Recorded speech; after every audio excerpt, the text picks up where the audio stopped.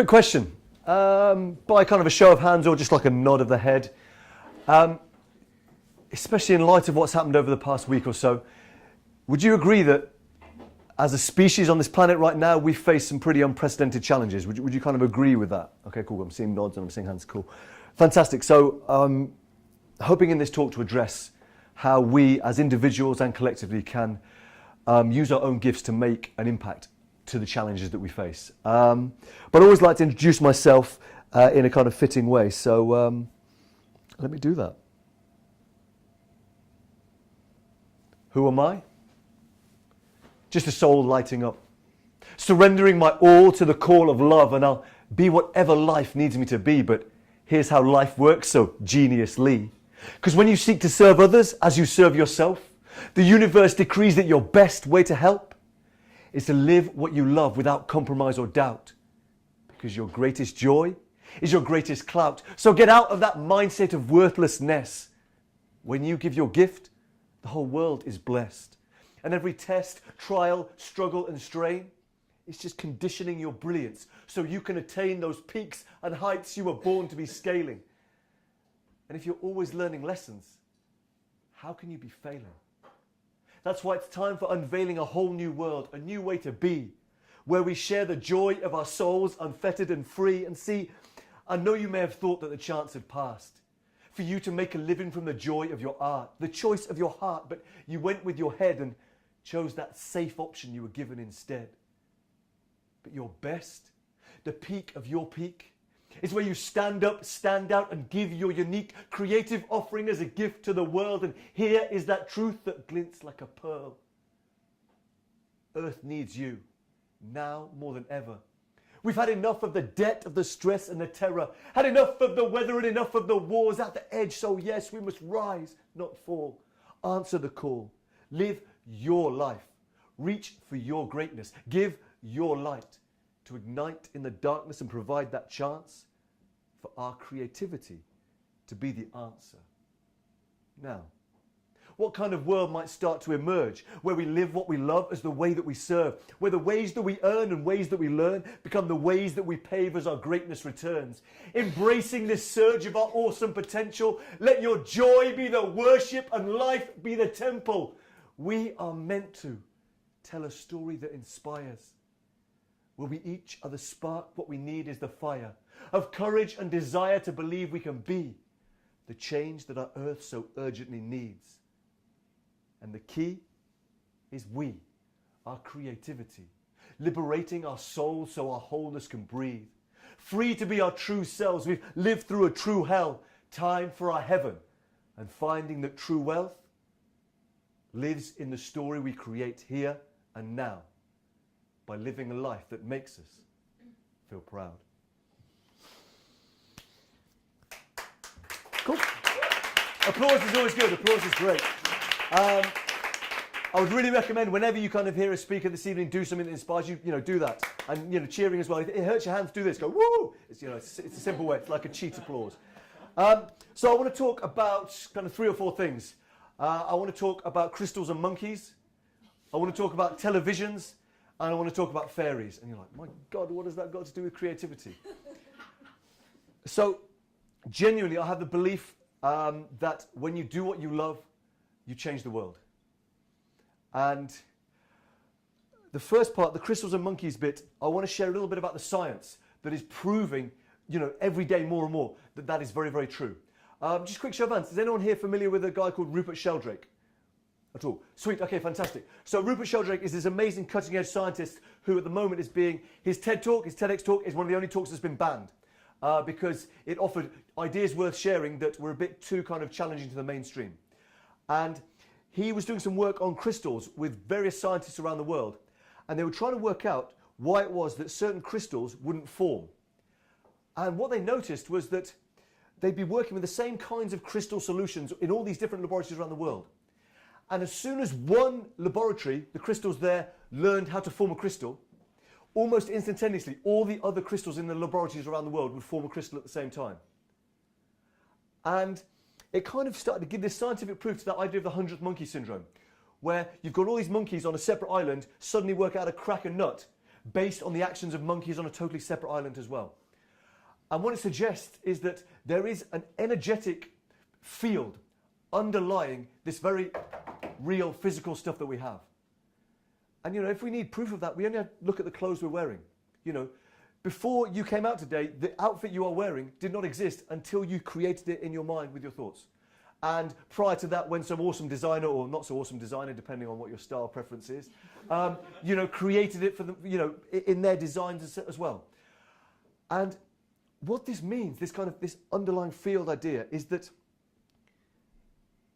when we take a moment to be loving, we contribute our small little bit of love to the overall field of love that exists in this world.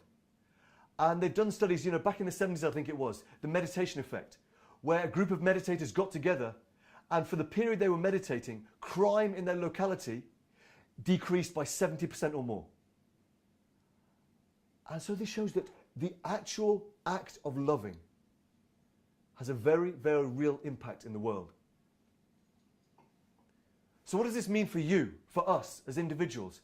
How can we share that little piece of love and therefore do our own little bit to making a better world? Well, it comes down to TVs. I have a question for you. What's better than a black and white television? A colour television, right? And what's better than a colour television?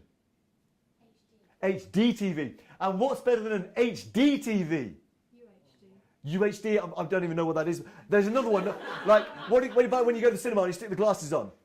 3D, okay, cool. So, here's the thing, right? Up until fairly recently, we were living in a kind of black and white world. And the black and white world had certain rules. And let me know if these rules are familiar to you.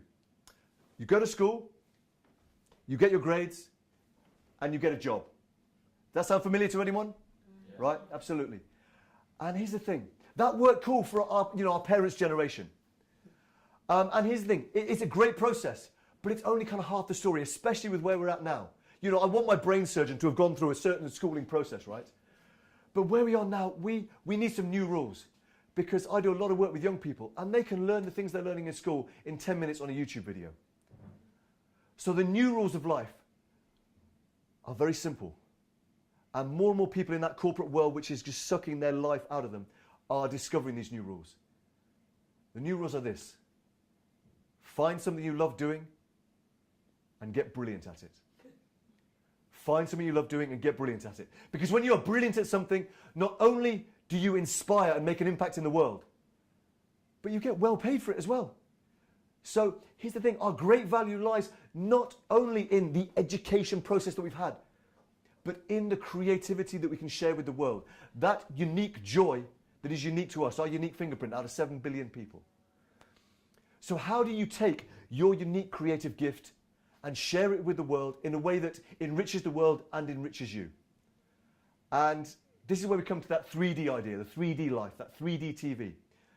There's 3 steps, and I've talked about them more in my book, which if you want to grab a copy at the end, cool, go ahead. The first step, you've got to discover what your gift is, that thing that lights you up. And if you're in any doubt, I'm going to talk a bit more about that in a moment, okay? So the first step, the first D of the 3D life is to discover what you would love to do. The second step, once you've discovered what your gift is, that thing you want to be sharing with the world, you have to develop it into a high-class offering. Because here's the thing, there's loads of people out there trying to do amazing stuff. But the ones we really respect and are inspired by are the ones who are sharing their gifts at a world-class level, okay? And that depends on practice. Practice, practice, practice. Immersing yourself in improving your gift each and every day. And being prepared to make a lot of mistakes. You know, the great footballers who are amazing at taking free kicks, they will put the ball there and each day they will shoot. And they will miss more often than they score. But it's because they are prepared to miss and miss and miss that they get better at scoring and scoring and scoring more often. Does that make sense? So we must be prepared to fail. And we have this kind of phobia of failure in this society. And it's one of the most damaging things we can have. So we have a first step, discover what your gift is. Second step, develop that gift into a high-class offering.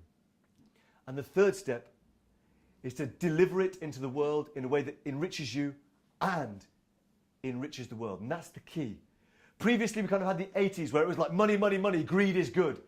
And we realized that that basically screwed up our souls, ourselves, and it screwed up our world. And so now we are realizing that actually, if you're going to be in business in the next decade, 20 years, you've got to be in business that's doing good. Because otherwise you're a dinosaur and you're going to die out. It's very, very simple. And I know that some of the people coming up speaking later would really agree with that, and they'll kind of share similar things. So how do you deliver it? How do you deliver your gift into the world? Well, you serve. You serve and you serve and you serve. And you make a leap. You follow what I call the fairy path, which is a single step in the direction of your joy, your inspiration. Not knowing how it will turn out, but just knowing that if you take that one step, the universe will support you to take another. And I'm arriving at the end of my time, and I'd like to share a final poem with you to kind of wrap up what we've been talking about. Is that okay with you guys, or do you need me to jump up? Fantastic. So I talk about stepping out into the unknown, just taking a step in the direction of your bliss and your joy as being the first really important thing. And our earth is an amazingly supportive being. All that we are sustained by comes from our earth. So I want to share a final poem about reconnecting with the magic of our earth. It's called The Re-Enchantment of Gaia. All that you are, it's all you can be. So be what you love until all of you's free. For all that you seek is all you will find, and magic will be if you've magic in mind. So let your heart voice its truth, let your life be the proof. You care not just for yourself, but for our old and our youth. Let your actions be judged, but may your soul be forgiving. For we all make mistakes in this age that we're living, where every moment has meaning, has hope, has screaming. Yet even in stream and stone you'll find love's spirit is dreaming. And our means for healing? Simple. Just smiles and laughter. Our constant focus as we motion to avert disaster and earth's price to be paid, it may well be our lives, but the greatest journeys are the ones taken inside. And the stakes will rise. There's no doubting that. The challenge to come is knowing how to react. From the perspective of now, of this place and time, or as infinite souls who were born to shine. Love or fear? It's a simple choice.